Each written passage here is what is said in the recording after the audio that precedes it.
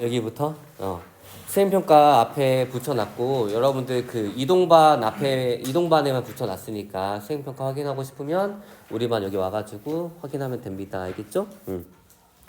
자, 그러면 이제 물질의 이동 경로 요거를 볼 텐데 이거 보기 전에 우리 배설계 배웠었죠? 요거 잠깐 복습하고 갈게요. 우리 심장 구조도 그렸었죠? 자, 복습은 어디서 하면 됩니까? 어디서부터? 순환계? 배설계? 배설계부터 한번 볼게요. 자, 배설계입니다. 배설이라고 하는 것은 무엇이냐면 몸 속에서 만들어진 노폐물들을 몸 밖으로 빼내는 과정을 배설이라고 합니다. 우리가 특히 세포호흡에서 에너지원으로 쓰는 애들 때문에 다양한 노폐물들이 나오게 되는데 이 탄수화물, 단백질, 지방은 모두 다 CHO를 가지고 있기 때문에 CO2랑 H2O를 노폐물로 내보냅니다. 근데 단백질만 또 뭐가 있어요? 추가적으로 구성원소에 질소가 있기 때문에 질소 노폐물이 나오게 됩니다. 그 중에 이제 우리가 암모니아에 대해서 배웠어요. 자, 이산화탄소는 폐로. 그 다음에 물은 폐랑 이제 콩팥으로. 암모니아는 독성이 너무 강하기 때문에 어디에서 간에서 요소로 전환된 뒤에 콩팥으로 나오게 됩니다. 자, 암모니아는 단백질을 세포호흡에 물질로 썼을 때 나오게 되는 거예요. 사람의 배설계는 이렇게 생겼었고 우리 무무빨주 파 기억나죠? 내일 모의고사 보잖아요. 그렇죠? 만약에 지시하게 나온다. 그러면 그 노래를 떠올리면서 생명과 선생님 땡큐 하고 이제 문제 맞추면 돼요. 알겠죠? 내일 잘 맞출 수 있겠죠? 응원합니다. 자, 기관계 통합적 작용에 대해서 이제 요 그림을 보면서 한번 보도록 할게요. 자, 물질의 이동 경로고 보게 되면 여기 폐가 있고 심장이 있고 간이 있고 여기 소장이라 써 있지만 얘는 이제 작은 창자로 수정해주면 좋을 것 같아요. 그 다음에 여기 콩팥이 있습니다. 우리 그래서 지금 보게 되면 폐, 호흡계 있고 심장이랑 혈관들이 있어서 순환계 있고 작은 창자 있으니까 소화계 있고 콩팥 있어가지고 배설계가 있습니다. 그 다음에 얘네들은 이제 모세혈관을 의미를 하는 거예요. 알겠죠? 자, 그럼 지금부터 한번 보도록 하겠습니다. 심장에서 나온 혈액이 폐를 거쳐서 다시 심장으로 들어갑니다.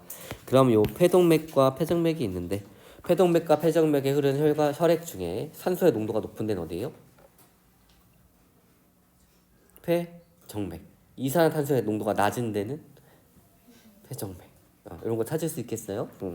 자, 그 다음에 또 봅시다. 그러면 이렇게 폐에서 나온 혈액이 심장으로 들어가고 다시 가서 온몸을 거칩니다. 다시 이렇게 들어갈 거예요. 자, 그러면 A 혈액과 B 혈액이 있어요. 여기서 산소의 농도가 높은 데는 어딜까요? A. 아직 조직세포 지나가기 전이니까. 그 다음에 B는 이산화탄소의 농도가 높아지고 산소의 농도는 낮아지겠죠. 이용할 수 있겠어요. 자, 그 다음에 이제 소화계를 봅시다. 요 A 혈관이 있고 그 다음에 B 혈관이 있고 그 다음 C가 있네요. 우리 포도당 농도를 볼 거예요. 자, 포도당은 어디서 흡수가 되죠? 작은 창자에서 흡수가 되죠. 맞죠? 그럼 혈액이 이렇게 슬렀다가 이렇게 간으로 갑니다. A랑 B 중에 포도당의 농도가 높은 데는 어디예요?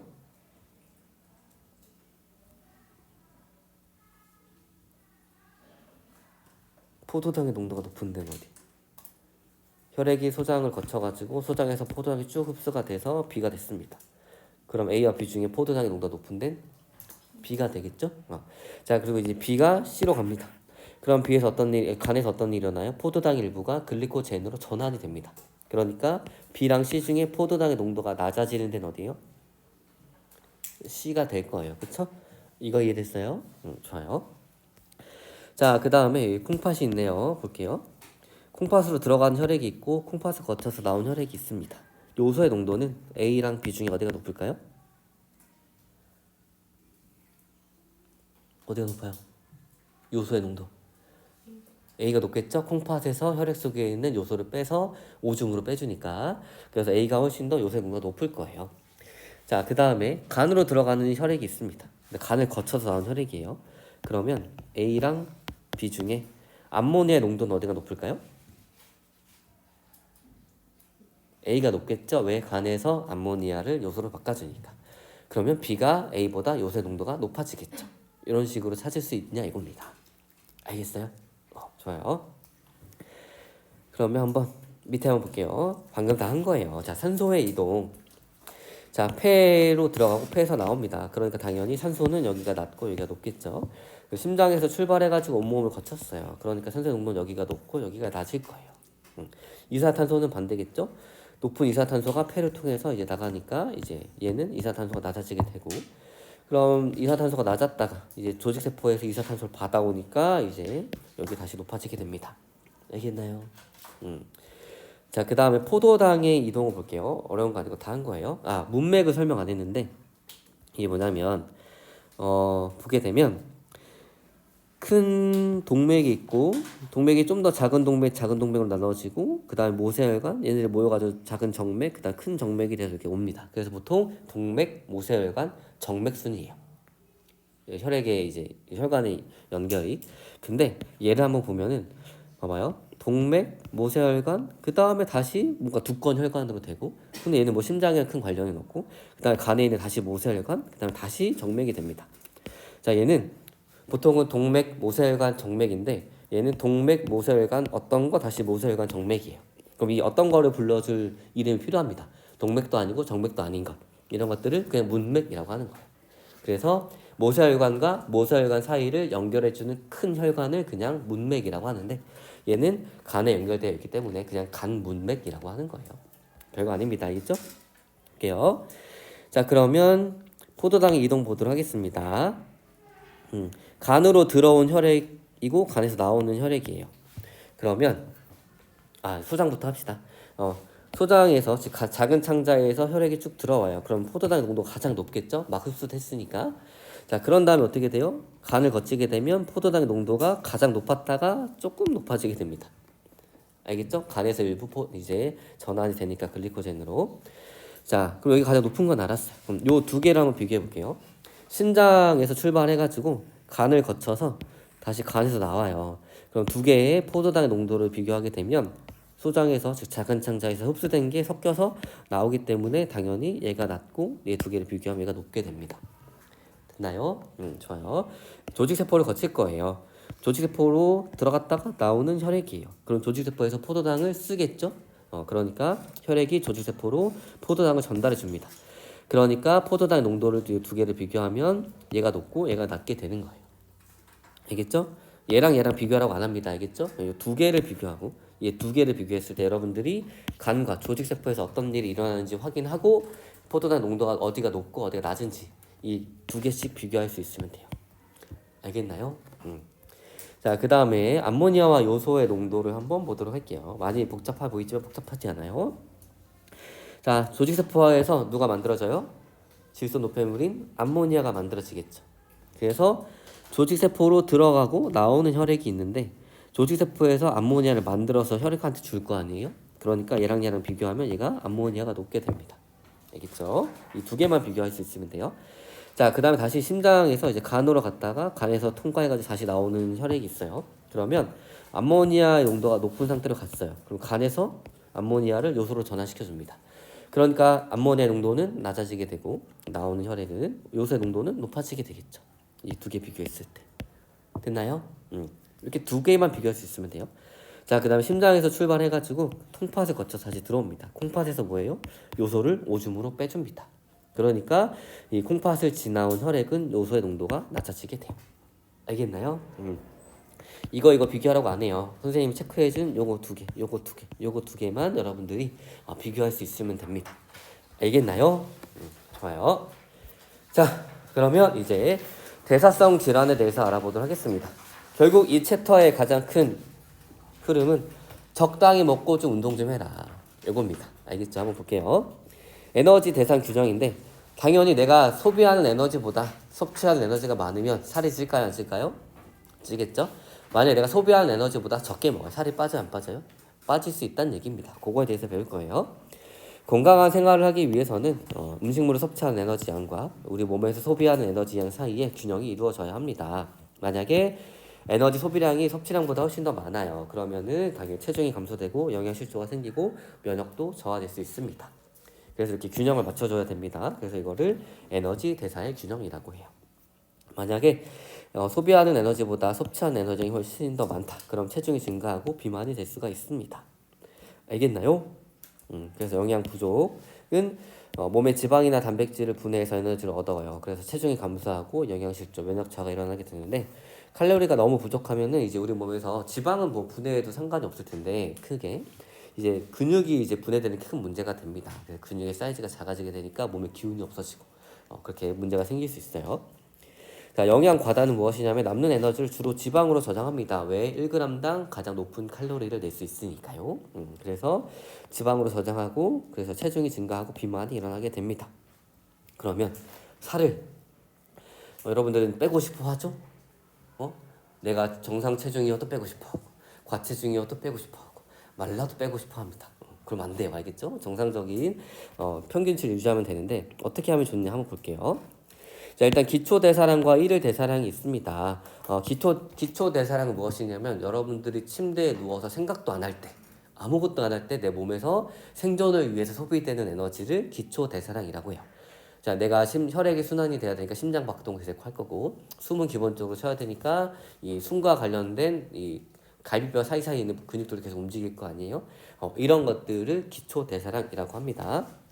그래서 체온 조절, 심장 박동, 물질 합성 등 기초적인 생명 활동 유지에 필요한 최소한 에너지 양을 기초 대사량이라고 하고 성별 연령에 따라 달라요. 왜냐하면 기초 대사량은 근육에 큰 영향을 받기 때문입니다. 보통 30대 중반이 되기 시작하면 운동을 하지 않으면 근육이 점점 사라지게 돼요. 그래서 선생님처럼 지금 40대가 되면 조금만 먹어도 살이 금방 찝니다. 그래가지고 여러분들이랑 똑같이 먹으면 살이 쪄요. 그래서 선생님들 언제 많이 살찌냐? 계약해서 급식 먹을 때. 급식은 여러분들 활동에 맞춰가지고 고열량으로 잘 되어 있는데 여러분들은 기초 대사량이 높기 때문에 기본적으로 급식을 먹어도 체중 변화 크게 없어요. 근데 선생님들은 급식을 먹게 되면 근육이 많이 없어가지고 금방 살이 찌게 됩니다. 근데 성별에 따라서 달라요. 이거는 기본적으로 일반적인 남성이 일반적인 여성보다 근육이 더 많기 때문입니다. 알겠죠? 그 다음에 근육 조직은 지방 조직보다 에너지를 많이 소비하므로 근육이 많을수록 기초 대사량이 높아요. 그래서 운동을 하면 할수록 살이 안 찌는 체질로 변하게 되는 거지. 나이가 들수록 기초 대사량이 감소합니다. 남성은 대략 한 1kg 체중당 1시간에 1kcal를 쓰고 여성은 1kg당 1시간에 0.9kcal를 쓴다고 합니다. 자, 기초 대사량을 제외한 이제 활동 대사량이 있는데 이건 무엇이냐면 다양한 신체 활동을 하는데 소모되는 에너지 양이에요. 내가 걷거나 운동하거나 이럴 때 쓸 때 필요한 이제 에너지 양입니다. 소모되는.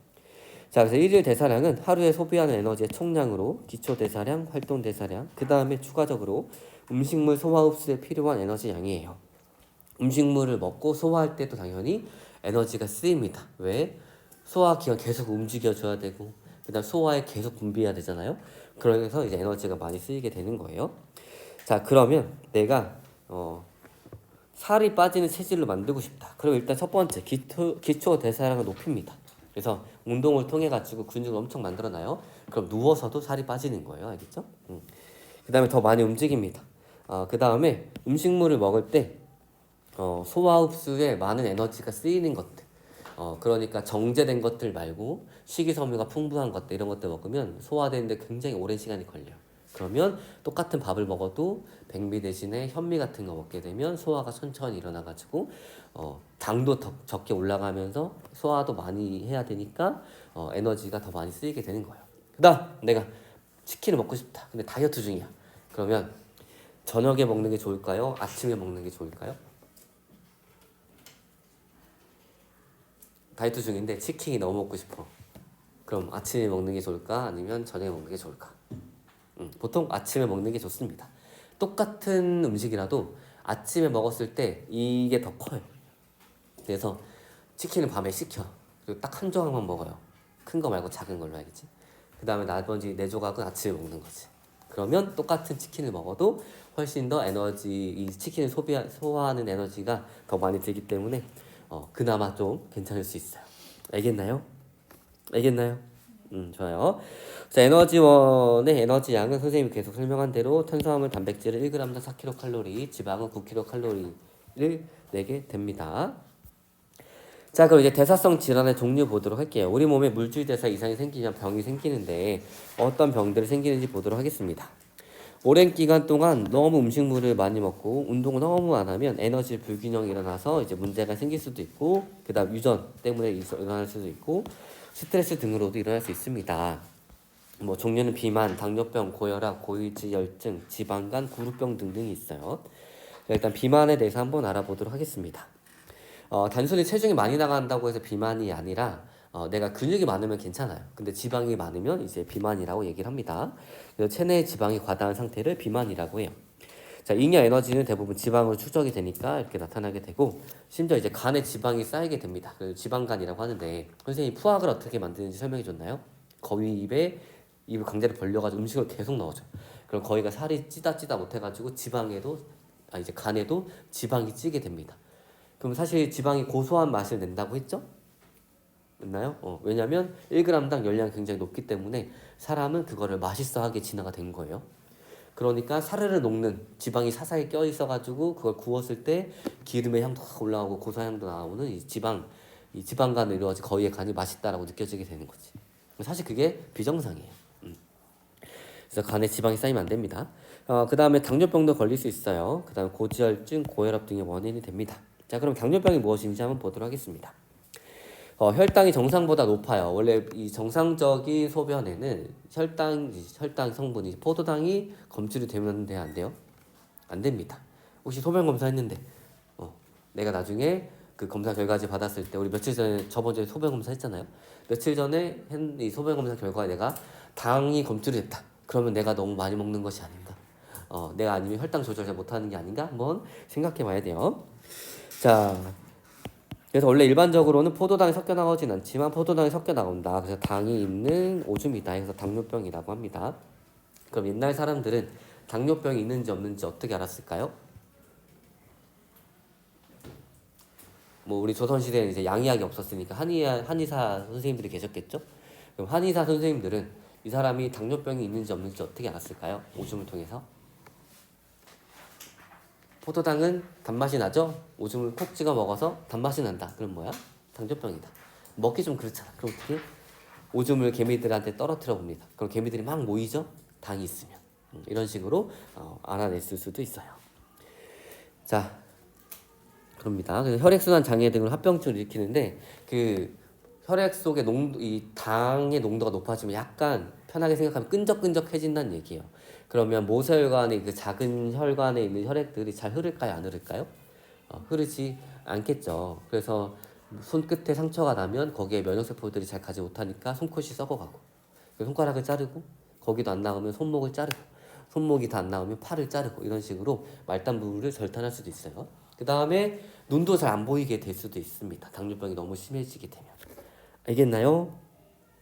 자, 그리고 원인에 따라서는 1형 당뇨병이랑 2형 당뇨병이 나오게 되는데, 요거 나중에 항상성 유지 당뇨병, 그 포도당 유지할 때, 혈당량 유지할 때 나오니까 지금 한번 들어주면 좋을 것 같아요. 그 혈액 속에 포도당의 농도를 낮추는 호르몬이 있는데 걔가 인슐린입니다. 어떤 식으로 낮추냐면은 혈액 속에 있는 포도당 확 잡아가지고 노크를 해요. 누구한테? 지방세포한테. 그럼 지방세포가 너 인슐린 포도당 가져왔구나 하고 이제 손 벌려가지고 이제 다 포도당 담아줍니다. 그럼 지방세포는 이 포도당을 지방으로 전환을 시켜줘요. 알겠죠? 혈당이 너무 높아서 인슐린이 너무 많이 나오면 얘가 지방세포를 빨리빨리 전환해야 되니까 지방이 증가하게 되는 거예요. 근데 어떤 사람들은 이 인슐린 자체가 안 나오는 사람들이 있어요. 이건 본인이 뭐 생활 습관이 잘못되거나 이래서 그런 게 아니라 그냥 유전적인 영향 때문입니다. 그래서 인슐린 의존성 당뇨병은 그 혈당을 낮추는 인슐린의 분비가 굉장히 적어요. 그러니까 인슐린을 투여하게 되면 얘가 치료가 됩니다. 알겠죠? 그래서 요 사람들은 만약 이런 질병을 가지고 있는 사람이 있다. 그럼 본인이 항상 인슐린 주사를 가지고 다닐 거예요. 그래서 밥을 먹고 인슐린 주사를 본인한테 주사하면 이렇게 당뇨병이 걸리지 않습니다. 근데 이제 2형 당뇨병은 보통 생활 습관 때문에 생겨요. 자, 우리가 계속 포도당이 섞여 있는 혈당이 너무 높이는 정제 탄수화물 이런 것들, 설탕을 엄청나게 먹고 있어요. 그럼 인슐린이 엄청나게 분비돼가지고 계속 지방세포한테 계속 두드리겠지. 너 문 열어줘라. 지금 혈당 높아져서 큰일 난다. 근데 지방세포가 이제 견디다 못해가지고 계속 노크를 하니까 이제 그 노크에 반응을 안 하는 거야. 이해됐어요? 얼마나 지겹겠어. 지방세포 입장에서는 한두 번도 아니고 매일매일 나한테 노크해가지고 계속 나한테 포도당을 넣어줘. 처음엔 좋았다가 이제 자기 너무 더 이상 저장할 수 없는데 그래가지고 이제 이 인슐린이 노크하는 것에 아무 반응을 안 합니다.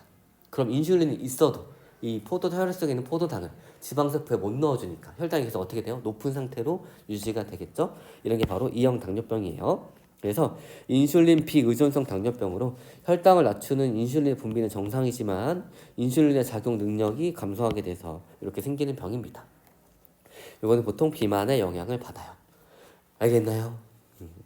자, 그다음 고지혈증입니다. 혈액 속에 중성지방, 콜레스테롤이 과다하게 있는 상태인데 사실 콜레스테롤은 두 가지가 있어요. 이건 상식으로 알아두면 되는데 왜냐면 나중에 혈액 검사 여러분들 다 하게 되거든요. 그럴 때 내가 혈액 검사 결과 LDL이 높은지, HDL이 높은지 이런 것들을 보면은 내 건강 상태를 알 수 있어요. 사실 콜레스테롤은 LDL이고 이거 그냥 상식 늘려주는 거예요. 그다음 HDL이 있는데 두 가지 중에 한 가지가 나쁜 거, 한 가지가 좋은 겁니다. 느낌상 뭐가 좋아 보여요?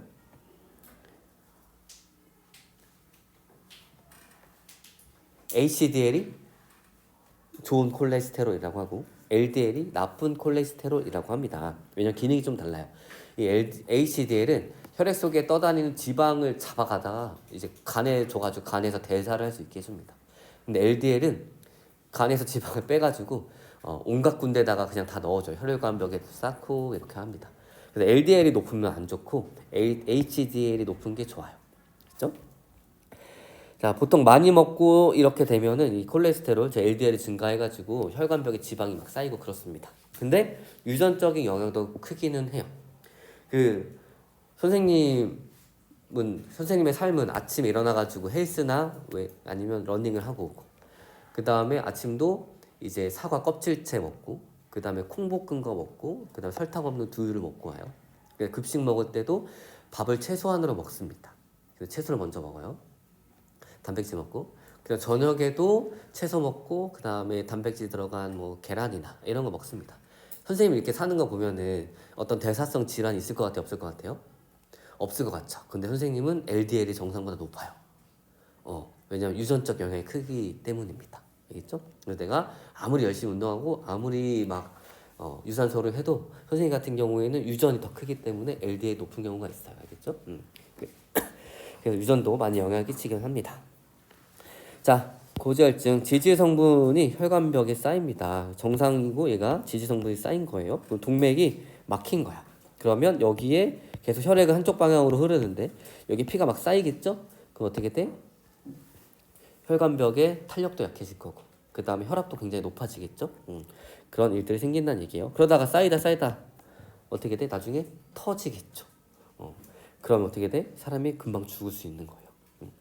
자, 그래서 지지 성분이 혈관 내벽에 쌓이면 동맥벽의 탄력이 떨어지고 혈관의 지름이 좁아집니다. 그래서 동맥이 막히는 동맥경화, 그 다음에 고혈압 등의 심혈관계의 질병의 원인이 될 수가 있어요. 자, 그럼 고혈압은 무엇이냐? 혈압이 정상보다 높은 만성 질환으로 심장마비, 뇌졸중, 심혈관계 질환, 콩팥 질환의 원인이 됩니다. 일단 정상 혈압을 알아야겠죠? 심장이 쫙 쏴줍니다. 그러면 우리가 배웠던 그 동맥을 통해 가지고 심장에 있던 혈액이 쫙 빠져나가겠죠. 그럼 뭐야? 그때 갑자기 이제 동맥벽이 압력을 받기 시작합니다. 그때를 수축기 혈압이라고 하고 그때는 대략 120mmHg 정도의 압력이에요. 이거 mmHg 어디서 들어봤죠? 호흡계에서 분압 차이에는 확산할 때 압력의 단위를 mmHg라고 쓴다고도 했어요. 수축기는 요 정도. 이완기는 무엇이냐면 수축했다가 심장이 다시 팽창하겠죠? 그럼 이제 심장으로 혈액이 쭉 들어올 거란 말이에요. 그럼 그때 동맥벽이 받는 압력을 이완기라고 합니다. 대략 120에서 80이 정상인데 이 정도가 되면 이제 고혈압이라고 얘기를 합니다. 그래서 보통 내가 수축기가 120 이상이 나왔다. 그럼 내가 고혈압 위험군이구나 라고 생각을 해주면 됩니다. 알겠죠? 그래서 정상과 고혈압을 비교하게 되면 얘가 수축기, 얘가 이완기 혈압인데 이완기 수축기 혈압이 아무리 높아도 120 언저리예요. 근데 고혈압은 훨씬 높아지게 되고 당연히 이완기도 높아지게 됩니다. 알겠죠? 자, 이제 지방간 보도록 할게요. 지방에 간에 지방이 비정상적으로 많이 축적이 됩니다. 그래서 비만, 당뇨병과 연관이 높으며 간염, 간경변 등으로 진행이 될 수가 있어요. 이게 정상 간이면 매끄럽게 생겼는데 지방 간이면 이렇게 오돌토돌하게 이제 지방이 쌓인 것까지 볼 수가 있고, 얘가 심해지게 되면 간이 딱딱하게 굳는 간경화가 일어나게 되고, 간경화가 심해지게 되면 간암 발생 확률이 굉장히 높아지게 됩니다. 근데 간은 거의 침묵의 장기예요. 아파도 아프다고 얘기하지 않습니다. 그래서 내가 간 쪽에 통증이 너무 생겨서 이제 갔어, 암이래. 그럼 보통 사기 이렇게 되는 거예요. 알겠죠? 그래서 간은 굉장히 침묵의 장기이기 때문에 초반부터 잘 관리를 해줘야 돼요. 그래서 적당히 먹고 운동하고, 많이 먹은 날은 더 많이 움직이고 더 많이 운동하고, 그 다음에 밥 먹을 때도 여러분들 혈당을 천천히 높이는 게 중요하거든요. 빨리 높이면 그만큼 우리 몸에 타격이 가요. 똑같이 밥을 먹을 때도 여러분들 앞으로 채소 먼저 먹고, 그 다음에 단백질 먹고, 그 다음에 탄수화물 먹으면, 탄수화물 먹고 먼저 먹는 것보다 훨씬 더 혈당이 천천히 올라요.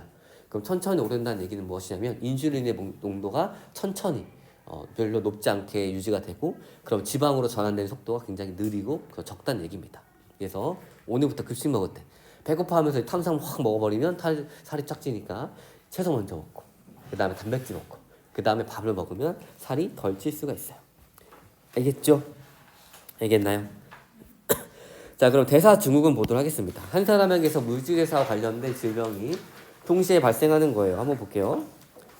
과식도 하고 운동도 안 해요. 배에 살도 찝니다. 그 다음에 스트레스도 받고 유전적 영향도 커요. 그럼 얘들이 다 이제 뿔에서 다 얘네들이 흡수가 되면 어떤 사람은 고지혈증에 열매도 걸리고, 뇌졸중에 꽃도 피고, 협심증도 걸리고, 당뇨병도 걸리고, 심근경색, 고혈압, 암 등이 걸립니다. 이 사람 이미 사망하지 않았을까, 이 정도면? 그렇죠? 근데 여러분들이 앞으로 이렇게 살면 어떻게 된다는 얘기야. 이런 것들이 걸릴 수 있다는 얘기예요. 그리고 스트레스도 굉장히 중요한데, 여러분들 지금 뭐 계속 스트레스 받고 있긴 하잖아요. 이게 만성적으로 계속 스트레스를 받으면 더 안 좋은 게 뭐냐면, 우리가 언제 스트레스 받아요? 자연 상태에서 언제 생명체들이 스트레스를 받을까? 누군가 나를 위협하려고 할 때, 혹은 도망쳐야 할 때, 항상 긴장 속에 있어야 될 때, 그럴 때 스트레스를 받겠죠? 그럼 어떤 일이 일어나느냐? 스트레스 호르몬이 우리 몸에서 나옵니다. 이거 스트레스 호르몬은 우리가 언제든지 도망치고 언제든지 예민하게 반응할 수 있어야 되기 때문에 혈당량을 계속 높여줘요. 계속. 그러니까 당연히 건강에 안 좋은 거예요. 예민해지고. 그래서 여러분들 스트레스 너무 받지 마세요. 알겠죠? 자, 그 다음에 과식하지 말고, 가끔 과식할 때는 이제 운동하고, 그리고 여러분들이 앞으로 고3 되면 5층으로 이제 던져질 거 아니야. 여러분들 왜 계속 5층에 올려놔요? 엘베 타라고? 아니야, 어차피 안 움직일 거 뻔히 아니까.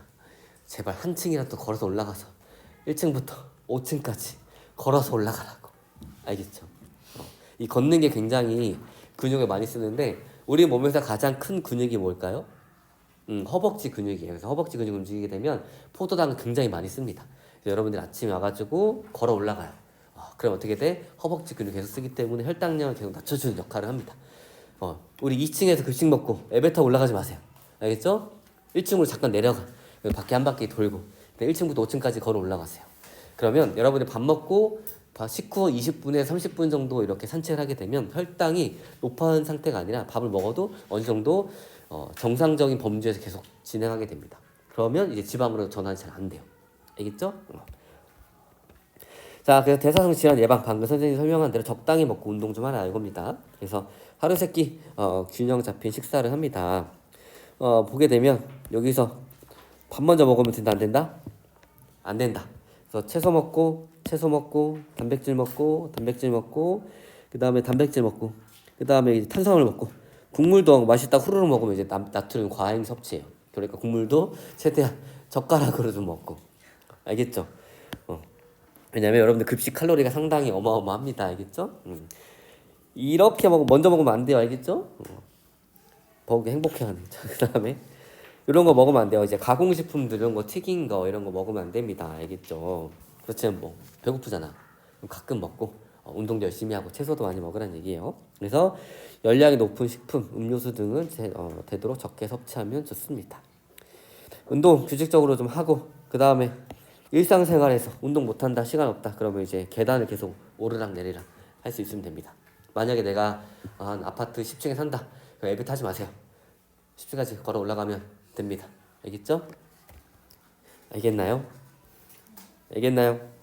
선생님은 28층에 사는데 가끔 지하 2층에 주차하고 30층을 걸어 올라가가지고 28층에 도착합니다. 그럼 집에다가 가방을 내려놓고 다시 엘리베이터 타고 내려가요. 다시 지하 2층부터 올라옵니다. 알겠죠? 알겠나요? 그렇게 생활을 하면 여러분들 쉽게 살찌지 않는 몸이 돼요. 알겠죠?